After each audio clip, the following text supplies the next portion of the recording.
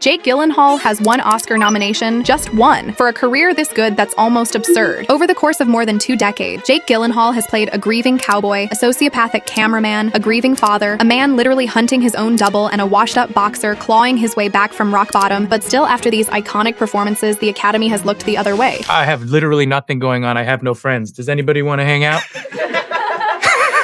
So today I want to trace Jake Gyllenhaal's filmography from beginning to now, not just to catalog the snubs, but to understand something more interesting underneath them. Because the more you look at the roles he actually chooses, the more it feels like he stopped trying to win the Oscar a long time ago and started making something more valuable instead. Gyllenhaal started as a kid actor popping up in City Slickers as an 11-year-old, but his real beginning as a performer came in 1999 with October Sky. He played Homer Hickam, a coal miner's son in West Virginia who decides he'd rather build rockets than go down into the mines his father worked. It's an earnest and hopeful performance, the kind that tells you a young actor has more range than the kid from that one movie. Coal mine's your life.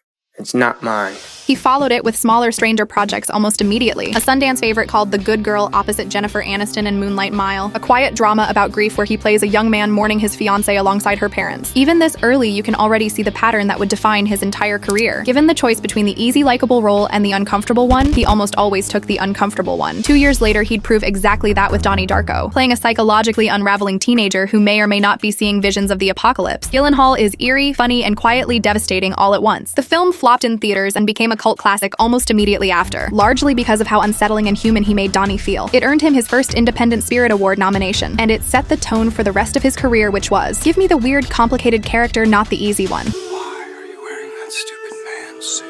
By 2005, Gyllenhaal had built enough of a reputation to land 2 very different roles in the same year. First, Jarhead, playing a Marine sniper in the first Gulf War, slowly losing his mind to boredom and dread. Then, just months later, Brokeback Mountain, playing Jack Twist opposite Heath Ledger, and Gyllenhaal gives what is still one of the most quietly heartbreaking performances of his career. A man who spends decades in love with someone he can never fully have, watching that love get smaller and more distant with every visit. I wish I knew how to quit you. It's the film that finally got him an Oscar nomination for Best Supporting Actor, but he lost. And here's the thing, it's the only nomination he's ever gotten, which is where things start to get genuinely strange. Because what came after Brokeback Mountain isn't a decline, if anything, it's an escalation. In 2007, he starred in Zodiac, David Fincher's methodical thriller about the hunt for the Zodiac killer. Gyllenhaal plays a cartoonist who becomes consumed by the case long after the police give up. Just because you can't prove it doesn't mean it's not true. And he plays that obsession so convincingly, you start to feel a little unwell watching him. 6 years later, in 2013, he'd take obsession even further with 2 films directed by Denis Villeneuve, released the very same year. In Prisoners, he plays a detective hunting for 2 missing girls, unraveling almost as much as the grieving father played by Hugh Jackman. And in Enemy, maybe his strangest role yet, he plays 2 identical men, slowly discovering and unraveling because of each other's existence. Neither performance got so much as a nomination, and it's worth pointing out that this wasn't a one-year fluke either. For 3 years running, Gyllenhaal watched someone else get the nomination he probably deserved. First, it was Bradley Cooper getting nominated for Silver Linings Playbook over Gyllenhaal's work in Endwatch. Then Cooper again for American Hustle over Gyllenhaal in Prisoners. And then in 2014, it happened a 3rd time. Then came 2014 and Nightcrawler, the performance most people now point to as the actual crime.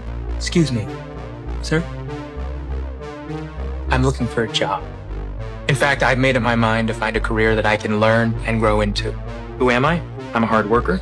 I set high goals and I've been told that I'm persistent. What I believe, sir, is that good things come to those who work their asses off. And that good people, such as yourself, who reach the top of the mountain, didn't just fall there. My motto is, if you want to win the lottery, you have to make the money to buy a ticket.